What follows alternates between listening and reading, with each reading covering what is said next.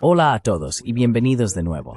Hoy nos acompaña David Price, un periodista británico que dirige el proyecto Schuman sobre la integración europea. Muchas gracias por venir. Bueno, gracias por todo su buen trabajo al abrir un amplio debate, algo que realmente aprecio aquí en Bruselas.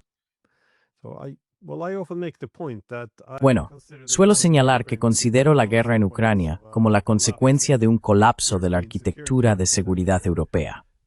Y aunque por supuesto se puede retroceder a la década de 1990 para explicarlo, después de la Guerra Fría, esencialmente teníamos dos opciones. Podíamos desarrollar una arquitectura de seguridad en la que todos estuvieran incluidos, basada en la seguridad indivisible y en una Europa sin líneas divisorias, o podíamos desarrollar esos bloques exclusivos basados en lo que a menudo se denomina legitimidad interdemocrática. Ahora bien, esto implica a la UE y a la OTAN.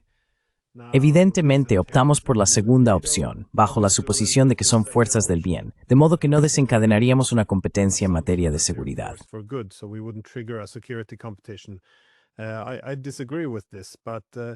No estoy de acuerdo con esto, pero lo que a menudo me llama la atención es que debería haber un debate en torno a esta cuestión, sobre si este fue o no un buen formato para la seguridad europea. Entonces, podríamos empezar a abordar algunos de los problemas, pero en realidad nunca llegamos a ese punto. Todo el discurso parece dejar fuera este debate por completo. Pero hoy esperaba dar un paso más atrás. No solo mirar la era posterior a la Guerra Fría, sino también la posterior a la Segunda Guerra Mundial, que es tu enfoque. Ese es el origen de la integración europea, desde la Declaración Schuman hasta donde estamos hoy. Así que pensé que un buen punto de partida sería, si puedes, explicar qué es la Declaración Schuman y cómo ha configurado la Europa actual.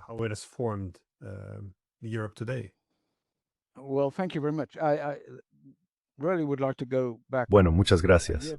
En realidad, me gustaría retroceder un año antes de la Declaración Schuman, porque me llamó la atención un documento estadounidense sobre estrategia. La frase de la que todo el mundo habla trata sobre Europa. Dice que el declive económico de Europa queda eclipsado por la perspectiva real y más cruda de un borrado civilizacional. Robert Schuman, que participó en muchas de las instituciones, utilizó la palabra suicidio. Europa se enfrentaba realmente al suicidio en el periodo comprendido entre los años posteriores a la guerra, de 1945 a 1950. Dijo que era necesario hacer algo porque nos enfrentábamos al suicidio tras la guerra. La Unión Soviética tenía armas nucleares y el conflicto iba a ser realmente grave si las cosas se descontrolaban. Y no había unidad dentro de Europa Occidental.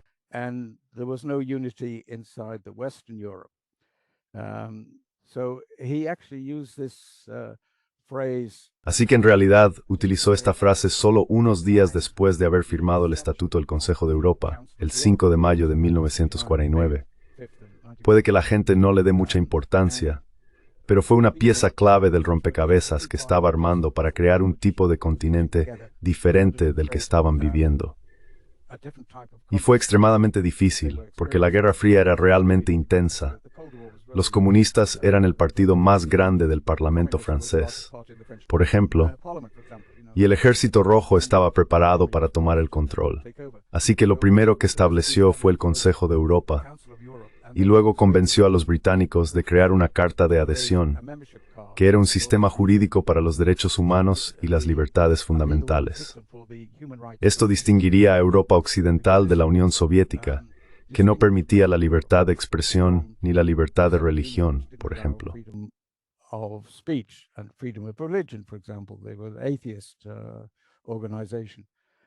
Eran una organización atea, así que ese fue el primer paso.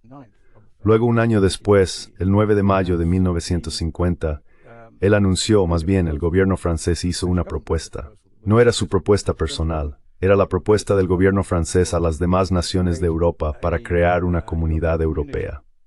La palabra interesante que era su idea para salvar Europa es supranacional, porque aparece en su discurso al inicio de la firma del Estatuto del Consejo de Europa. Está asociada al sistema de la Comunidad Europea. Y hoy en día nadie entiende realmente lo que significa, salvo que la gente piensa que es un término negativo y asume que se refiere al globalismo o algo por el estilo.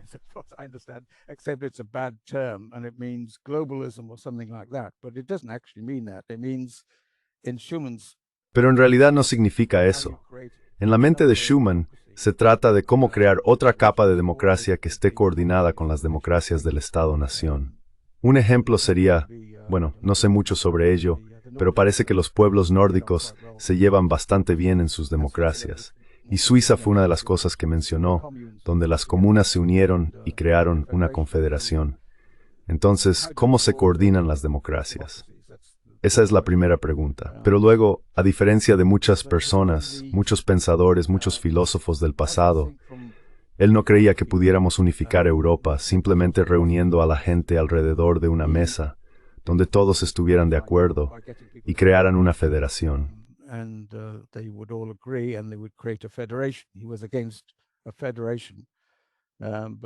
Él estaba en contra de una federación. Pero tuvo una idea que cambió el vocabulario jurídico, de hecho el vocabulario constitucional de los Estados-nación.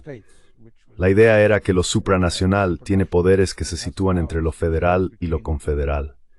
Así que cuenta con una institución con poderes muy fuertes, porque se necesita un coordinador entre democracias. Si tienes democracias vinculadas entre sí, tarde o temprano algo saldrá mal. Una de las democracias podría volverse un poco beligerante, o quizá defender una industria más allá de lo razonable. Y se necesita a alguien, se necesita un sistema para coordinar. Así que eso formaba parte de todo el sistema. Pero lo dejaré aquí. ¿Tienes alguna pregunta sobre lo que acabo de decir?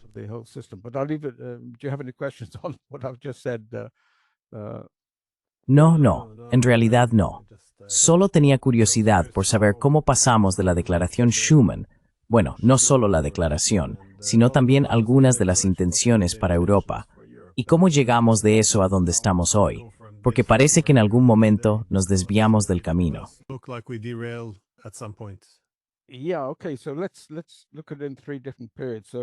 Vale, de acuerdo. Veámoslo en 3 periodos diferentes.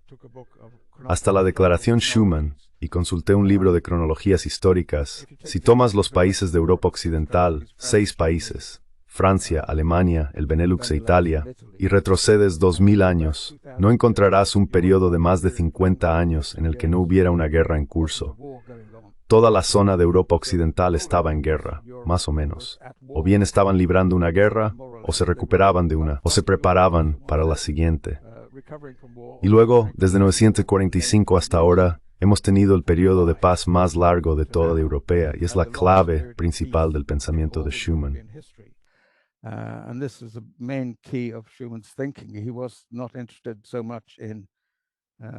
No le interesaba tanto la unidad por medios políticos, sino detener la guerra. Su origen era una zona de carbón y acero, y sabía que el acero era esencial para fabricar las armas de guerra, y el carbón era energía.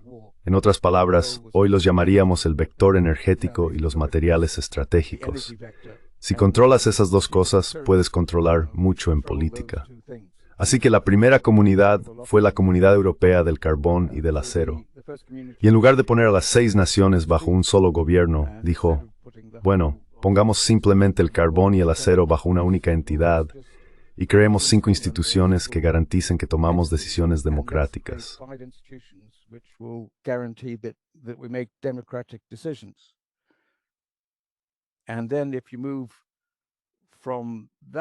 Y luego, si pasamos de ese periodo, había 3 comunidades, y las cosas cambiaron. El documento de estrategia estadounidense de 1990 menciona algo interesante, porque pasamos de la idea de la Comunidad Europea a la idea de la Unión Europea, y el término Comunidad Europea simplemente dejó de usarse. El documento de estrategia estadounidense dice que en 1990 Europa continental tenía el 25% del PIB mundial, y hoy ha caído alrededor del 14%. Así que básicamente estamos en una caída económica en picado. Tuvimos un periodo de tiempo en el que tuvimos guerras durante 2000 años.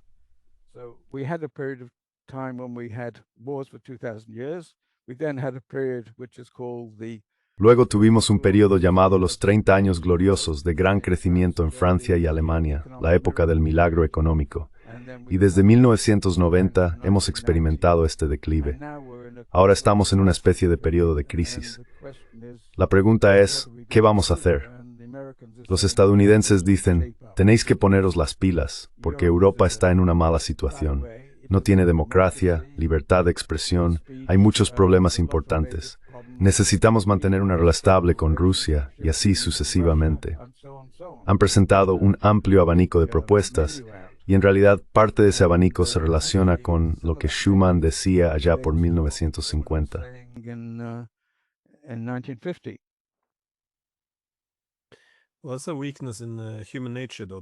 Bueno, es una debilidad de la naturaleza humana, sin embargo, la suposición de que el presente es permanente.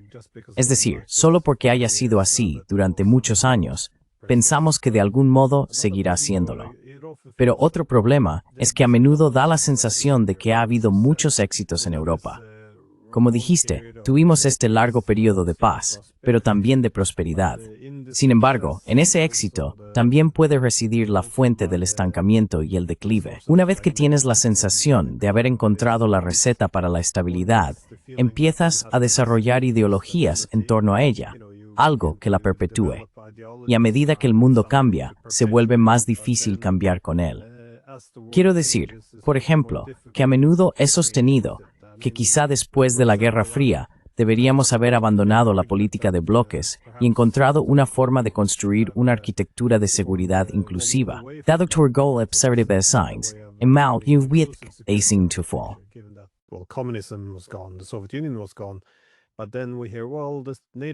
Pero luego escuchamos, bueno, la OTAN proporcionó seguridad durante toda la Guerra Fría, una institución tan buena. Así que el objetivo es simplemente preservar la forma en lugar de la función. Y a menudo se tiene la sensación de que esto forma parte del problema también con la UE. La obsesión con la forma, mantener la UE en su configuración actual. Europa en su forma actual nos impide abordar la función, que es, ¿cómo cambia exactamente el mundo? ¿En qué es diferente hoy? ¿Y hasta qué punto podemos realmente cambiar estas instituciones? Parece que estamos atascados en una sola vía, hasta cierto punto. Pero ¿cómo ves este dilema entre una Europa más federal y centralizada frente a una cooperación más intergubernamental, donde el Estado-nación conserve cierta autonomía? O quizá ni siquiera tenga que ser un dilema.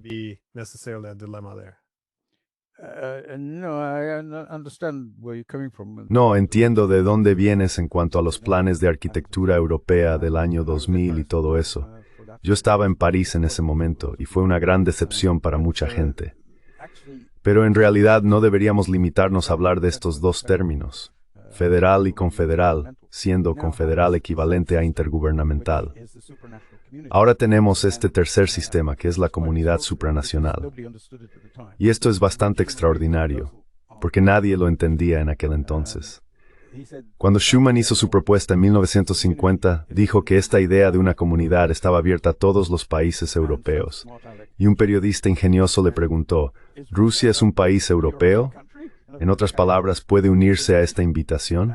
Y él respondió, sí, por supuesto, quizá. Pero dijo Rusia, no dijo la Unión Soviética.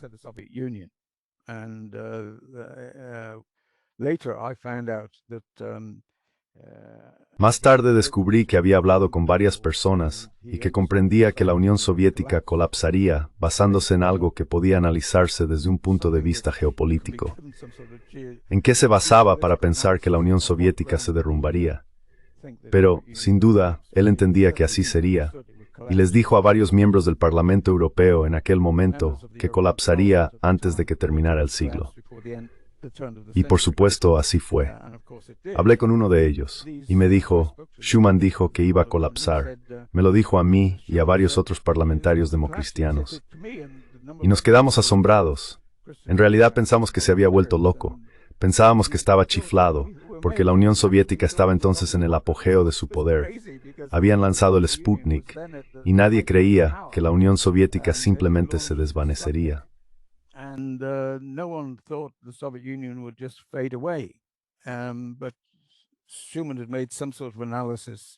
Pero Schuman había hecho algún tipo de análisis que sugería que no duraría mucho. De hecho, Adenauer, que hablaba con Schuman con bastante frecuencia, dijo más o menos lo mismo. Dijo que la tercera generación vería el colapso. El mundo dejaría de ser comunista, lo cual es básicamente la misma idea. No se puede mantener a la gente atrapada para siempre en una ideología falsa. Y bajo ciertas circunstancias, ya sabes, el elemento decisivo en todo esto fue básicamente el Consejo de Europa, que tuvo un gran efecto en todo el proceso. Porque si tienes una entidad en la que Europa Occidental dice, tenemos libertad de expresión, libertad de religión, podemos criticar el comunismo, podemos criticar el capitalismo, y la gente al otro lado de la frontera puede enterarse de ello, entonces eso realmente sacude los cimientos tanto del sistema comunista en la Unión Soviética como de la ocupación soviética de Europa Central y Oriental.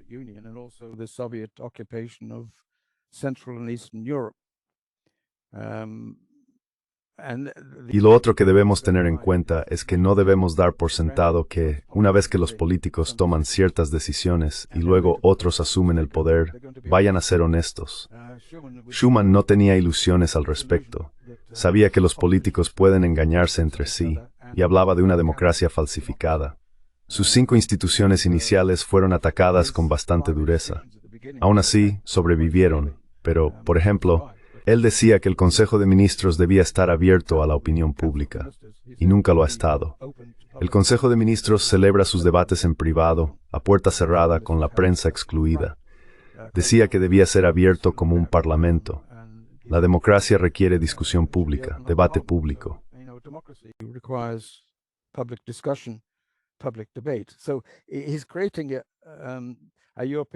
Así que está creando una arquitectura europea de seguridad, pero utilizando un método totalmente diferente del que estás mencionando, la arquitectura del año 2000, y lo hace controlando ciertos elementos estratégicos de la sociedad y asegurándose de que sean democráticos y no estén dirigidos por élites o cárteles.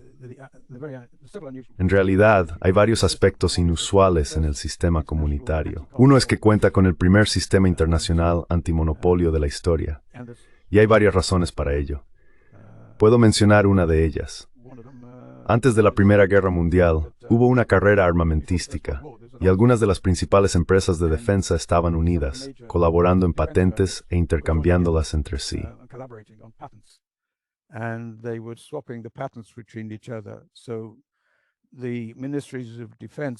Así que los ministerios de defensa compraban un montón de nuevos buques de guerra, o lo que fuera, y luego descubrían que los proyectiles que salían de la línea de producción en realidad podían penetrar el acero. Así que tuvieron que fabricar acero reforzado para protegerse de los nuevos proyectiles. Luego entraron en esta carrera armamentística porque cada nivel tenía que protegerse de las nuevas innovaciones. Y este cártel incluía empresas como Krupp y Thyssen en Alemania, Schneider en Francia y las grandes compañías Vickers y otras en el Reino Unido.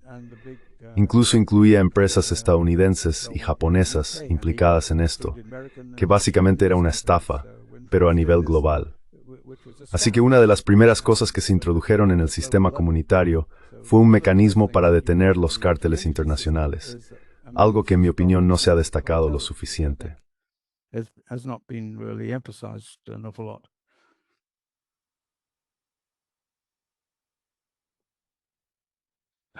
Hola, no te oigo.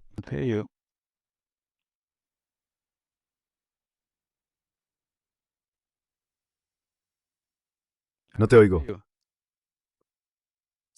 Lo siento. De acuerdo. Bueno, ¿cómo explicas Europa desde la década de 1990? Porque Schuman fue bastante crítico con el comunismo en cuanto a su compatibilidad con lo que representaba Europa Occidental, es decir, el proyecto europeo que se desarrolló con la Comunidad Europea del Carbón y del Acero.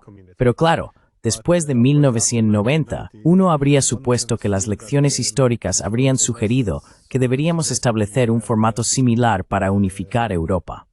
Es decir, la idea de que la paz, la seguridad y la prosperidad dependerían de encontrar un arreglo similar al que existía entre los franceses y los alemanes, extendido entonces hacia los rusos. De nuevo, en un espectro temporal más amplio, se puede decir que después de las guerras napoleónicas, los franceses tenían un asiento en la mesa.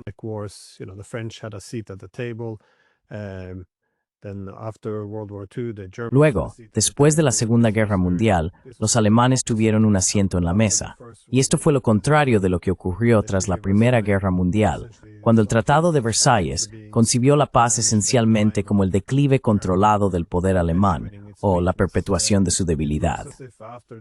Parece que después de la Guerra Fría, volvimos al Tratado de Versalles, que este fue casi el modelo aplicado a los rusos, simplemente perpetuar su debilidad, o al menos evitar la creación de una prosperidad compartida.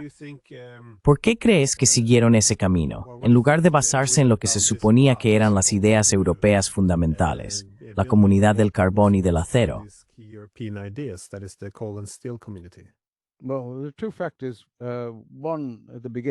Bueno, hay dos factores. Uno, a comienzos de la década de 1990, bajo la presidencia de Delors y con la señora Thatcher en el poder, se creó una nueva forma de gobernar Europa, que no tenía nada que ver con las ideas originales de la comunidad.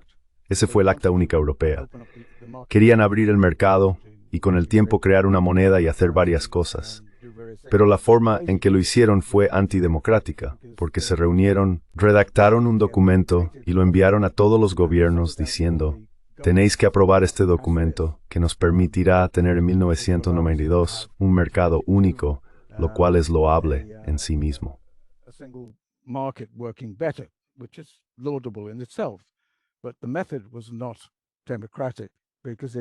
Pero el método no fue democrático porque no permitió que la gente debatiera el documento. Fue más o menos una declaración que todos tenían que aceptar. Luego siguieron adelante y convirtieron todo aquello en una Unión Europea, que es una configuración diferente. Política exterior, justicia interna, instituciones a puerta cerrada y así sucesivamente. Y básicamente no permitieron que se celebraran las elecciones que habíamos previsto en el concepto original de la comunidad. Y no lo olvidemos, había 3 comunidades.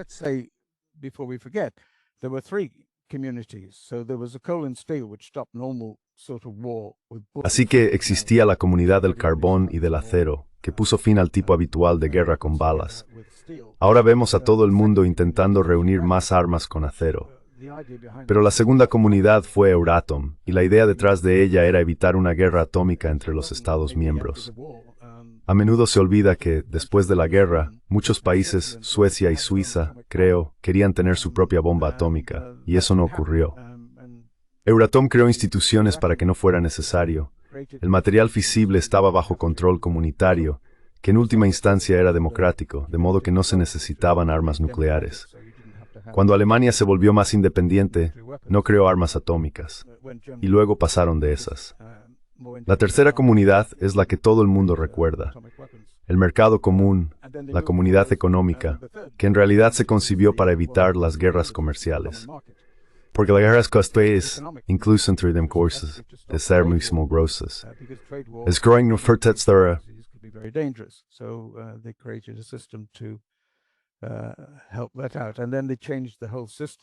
Y luego cambiaron todo el sistema, pasando de las comunidades a la Unión Europea, con varios pilares. 3 pilares.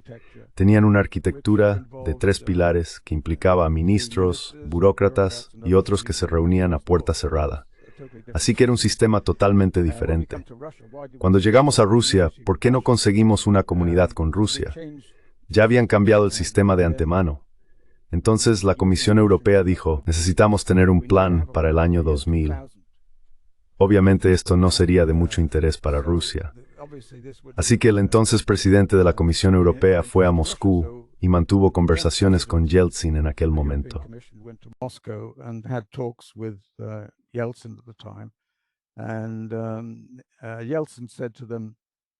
Yeltsin les dijo, nos gustaría ser miembros del sistema europeo, la Unión Europea o como se llame, para el año 2000.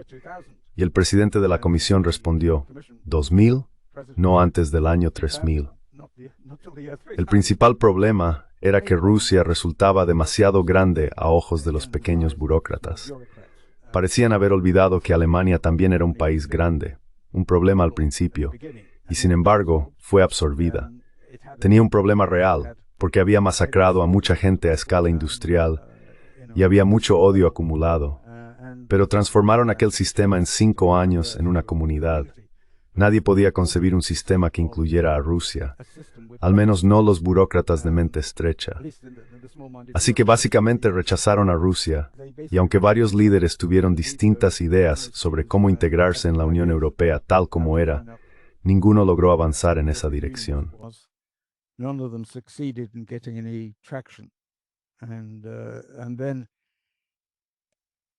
Y entonces se volvió extremadamente difícil.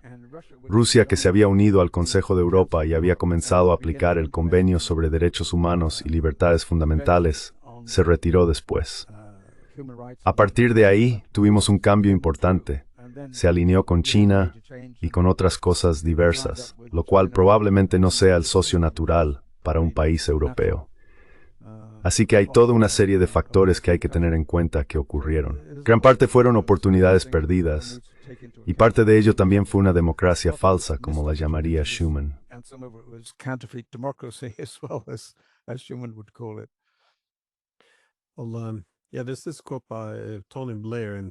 Bueno, sí, hay una cita de Tony Blair de 2013 en la que básicamente sostiene que la razón de ser de Europa ha cambiado. Ya no se trata de la paz, sino de la grandeza. Es decir, no nos pelearíamos entre nosotros, aunque la UEM no existiera, pero no seríamos grandes, esencialmente. Supongo que mi punto era que eso ha cambiado. Pero quiero volver a lo que mencionaste antes. Esta nueva estrategia de seguridad nacional de Estados Unidos, que ha generado cierto impacto, especialmente en Europa, dado que es bastante pesimista respecto a la economía europea. La cuota relativa del PIB mundial cayendo del 25% al 14%, la capacidad de reproducir la cultura, las tasas de natalidad en descenso y la migración masiva.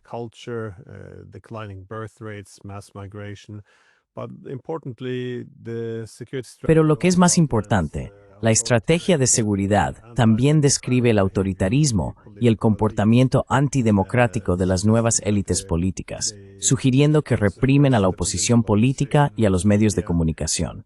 ¿Cómo ves el, llamémoslo déficit democrático, por usar un lenguaje más neutral, en Europa? Es un término que utilizo constantemente, sí.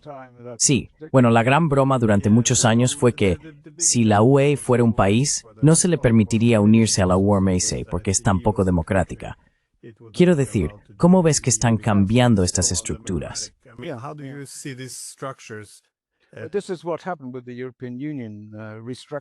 Esto es lo que ocurrió con la reestructuración de la Unión Europea. Tomemos un ejemplo sencillo. En el primer tratado, el Tratado de París, el Tratado del Carbón y del Acero, se decía que debíamos aspirar a tener una Asamblea Europea, un Parlamento, y que debía basarse en el principio de una persona, un voto. Pero no podíamos hacerlo de inmediato, así que tendríamos delegaciones en el Parlamento. Y este artículo en particular ha existido en todos los tratados hasta el Tratado de Lisboa, que deberíamos tener una comunidad con una persona, un voto. Eso nunca ha sucedido. Si eres un alemán que vive en Malta, obtienes el equivalente a 10 o 12 votos debido a la forma en que está estructurado el sistema. Todo el asunto está desequilibrado desde el punto de vista de la democracia básica, porque nadie quiere cambiarlo, por razones de nacionalismo en los países más pequeños.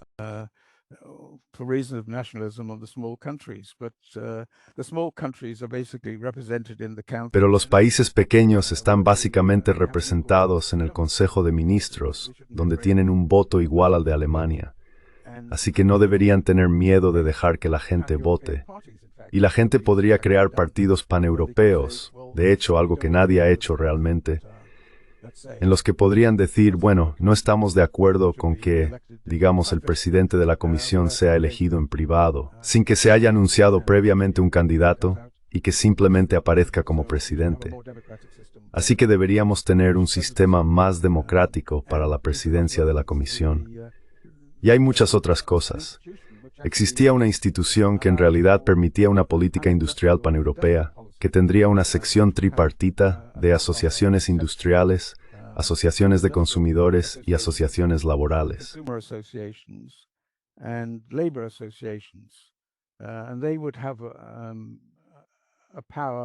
Y tendrían poder sobre la legislación, así que los tres grupos diferentes tendrían que llegar a un acuerdo. Pero la cuestión es que se suponía que debían ser elegidos según la idea original, y eso nunca ha ocurrido. Así que hay una mezcla de personas que no hacen lo que deberían y de personas que cambian lo que ya existe. Creo que la mayoría de la gente en una democracia cree que debería haber algún tipo de apertura. Y el término que utilizas, déficit democrático, enfatiza que hay una falta de apertura con la que quizá los escandinavos se sientan bastante cómodos como parte de su estructura, pero parece haberse perdido en el sur.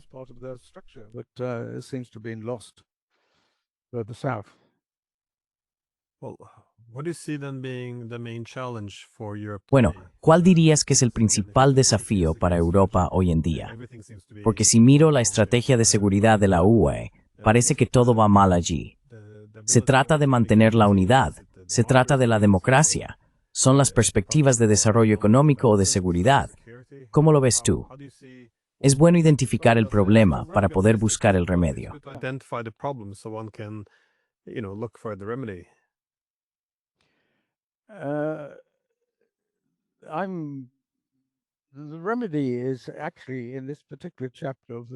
El remedio se encuentra precisamente en este capítulo del análisis estratégico estadounidense, que es muy bueno. Lo primero que dicen es restablecer las condiciones de estabilidad dentro de Europa y la estabilidad estratégica con Rusia. Y ese es realmente un gran problema, porque no hay ningún diálogo en marcha. Es un asunto importante, cómo reincorporar a Rusia, que siempre ha formado parte de la civilización europea, al cauce principal de nuevo. En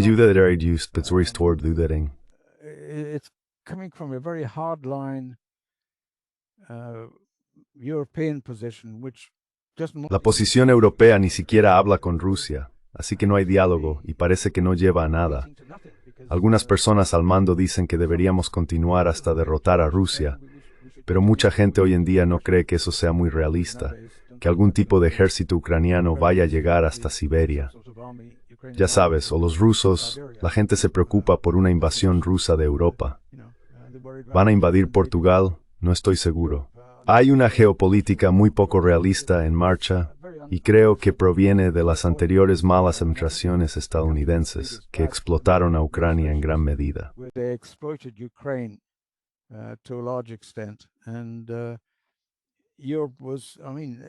Y Europa era, quiero decir, si miras al Imperio Británico, teníamos colonias.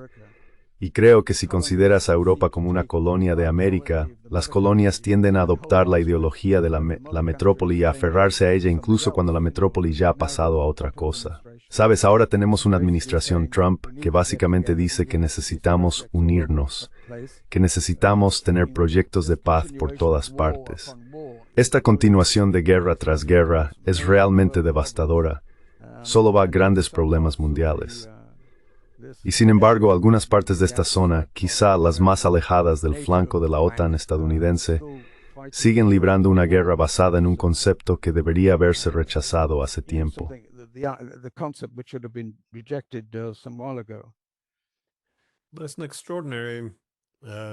Hay una entrevista extraordinaria, o al menos una rueda de prensa, en la que Viktor Orbán se sienta junto a Trump y hablan sobre la guerra en Ucrania. Orbán dice, más o menos, que los europeos al principio fueron bastante cautelosos. Realmente no querían involucrarse en un conflicto profundo con los rusos.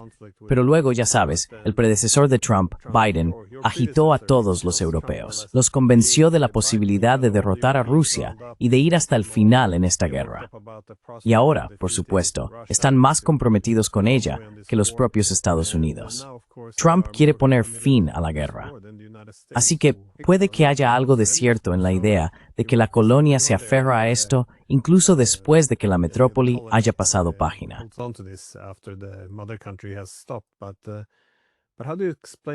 Pero ¿cómo explicas el fin de, bueno, no el fin, eso sería exagerar, sino el declive de la diplomacia en la Unión Europea? Hoy en día, tenemos a Kaja Kallas representando la política exterior de la UE, lo cual es extraordinario en muchos sentidos. La UE empieza a parecerse cada vez más a Estonia en cuanto a su implicación diplomática con Rusia. Pero no se trata solo de hostilidad. Ella sostiene que no quiere hablar con Putin porque es un criminal de guerra, y que no habla con criminales de guerra.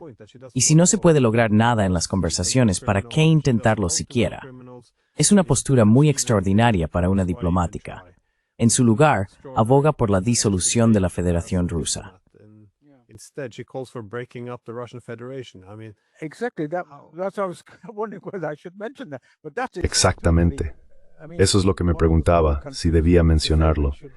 Pero es totalmente, quiero decir, que uno de los países pequeños diga que deberíamos desmantelar la Federación Rusa, que en realidad es una extensión de tierra bastante grande con muchas etnias diferentes. ¿Cómo piensa hacerlo? No lo sé.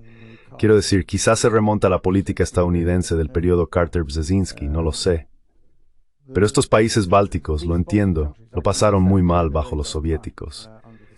Y parece que han transferido todo ese odio a la Rusia moderna, sin entender que uno debería trabajar un poco hacia la reconciliación, si se pudo hacer con la Alemania posterior al nazismo.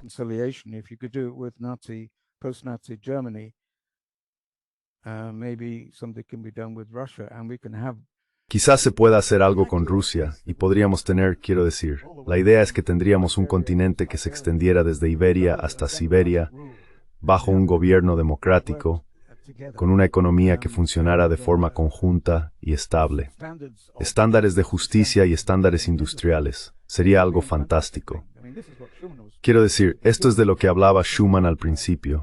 Hablaba de integrar a Rusia en un sistema basado en dos cosas.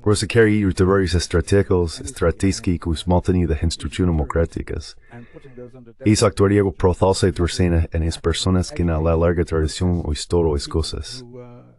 Y desde luego, así ocurrió.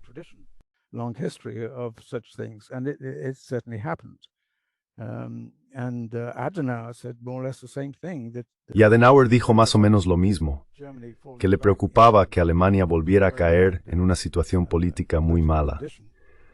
Por eso dijo que necesitábamos ser miembros de pleno derecho del Consejo de Europa, para que cualquier persona pudiera llevar al gobierno ante los tribunales y decir, aquí hay un abuso de poder.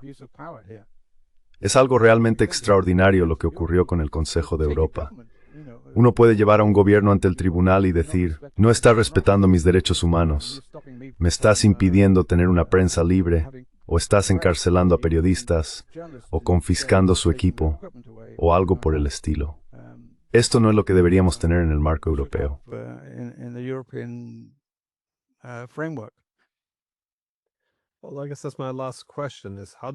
Bueno, supongo que mi última pregunta es, ¿cómo se explica en todo el continente, no solo en el liderazgo de la UE, el declive del discurso general sobre lo que constituye la seguridad europea?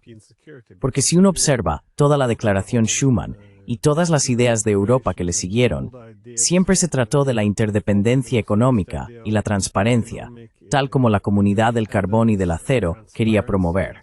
En esencia, se trataba de cooperación, buscar la seguridad unos con otros, en lugar de la seguridad unos contra otros. Todo esto tenía como objetivo mitigar la competencia en materia de seguridad. Eso ha sido su núcleo. Pero ahora, si uno escucha no solo a los políticos, sino también a los medios y al discurso general, la razón por la que hablamos de seguridad ya no se enmarca en torno a intereses en competencia o rivalidades entre naciones industriales.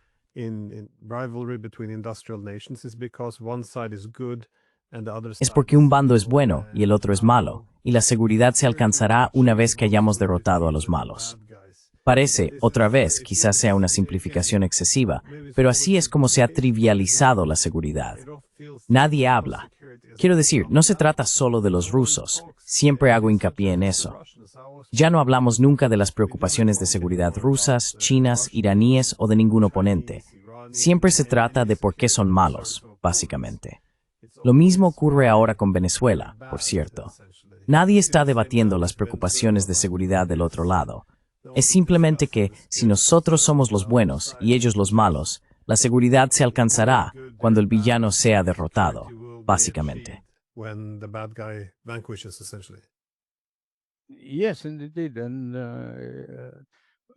Sí, efectivamente. Lo que uno debería hacer es construir un vínculo sólido para poder luego debatir y educar a la gente de manera democrática, que es lo que ocurrió en el marco europeo, ya sea en el Consejo de Europa o en el sistema comunitario. Pero eso no está funcionando muy bien en este momento. Schuman dijo que las democracias deben fijarse metas, y los gobiernos modernos parecen no tener ninguna. Básicamente, solo quieren existir. Y este documento estadounidense habla de salvar la civilización occidental. Es, ya sabes, un tipo de enfoque diferente al que oímos en Bruselas. Nadie habla de eso. Y cuando elaboraron estos documentos, Europa en el año 2000, luego Europa en 2010, Europa en 2020, y así sucesivamente, la intención era mirar hacia el futuro.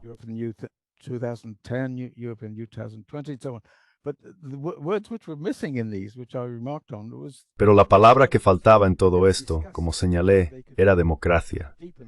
Nunca discutieron cómo podrían profundizar la participación democrática de la gente, porque eso habría puesto los procesos de la Unión Europea bajo algún tipo de lupa. Por ejemplo, lo primero que debería hacerse es tener consejos de ministros abiertos, y eso me parecería un gran paso adelante.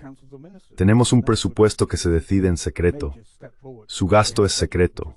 En un momento dado, el presupuesto era un 70% agricultura, y la mayor parte iba a Francia. Y luego Alemania, ya sabes, quiero decir, Francia no era el país más grande, pero eso demuestra que había algún tipo de estafa en marcha. Necesitamos un gobierno abierto para que las instituciones puedan actuar y exigir responsabilidades.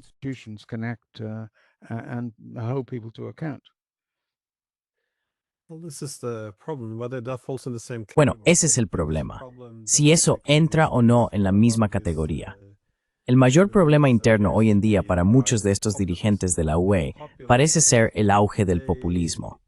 Pero los populistas ascienden cuando hay una brecha entre las élites políticas y el público, cuando las élites se han desvinculado. Eso es lo que hacen los populistas. Afirman representar al público mientras las élites están desconectadas. Pero de nuevo, si se abordara el hecho de que las propias élites políticas se han vuelto demasiado distantes, eso ayudaría a explicar por qué existe este levantamiento populista tanto en la izquierda política como en la derecha. Entonces se podría empezar a tratar el problema.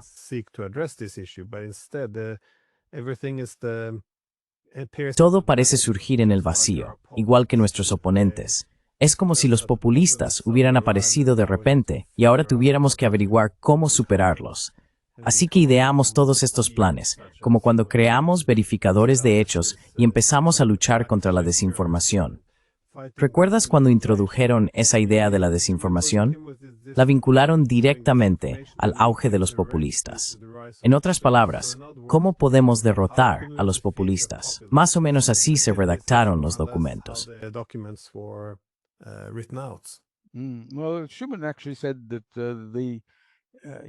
Bueno, Schuman en realidad dijo que la unidad de Europa, la unificación de Europa, no vendría de las instituciones europeas.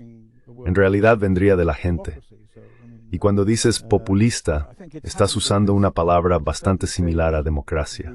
Así que, quiero decir, creo que ocurrió porque en cierto momento algunas personas vieron que la OTAN estaba siendo amenazada y quisieron etiquetar a otros de forma despectiva para que la OTAN se mantuviera. Controla gran parte del gasto militar e industrial. Así que hay mucho dinero implicado en algunas de estas decisiones.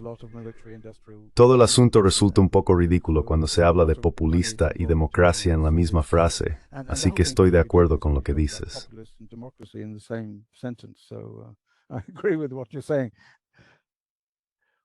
Bueno, muchas gracias por tomarte el tiempo. ¿Dónde puede la gente encontrar tu trabajo?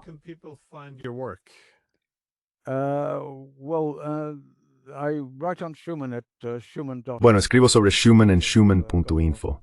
Tiene muchos artículos diferentes, quizá demasiados, pero están repartidos por todas partes. Funciona desde 1999. Y también escribo en Your Democracy, pero Your Democracy se escribe E-U-R, Democracy, así que es Your Democracy formado con las primeras letras de Europe. Y eso está en varios sitios web, incluido Substack.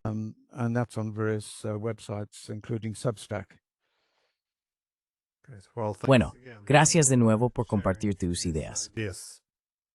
Gracias, muchas gracias.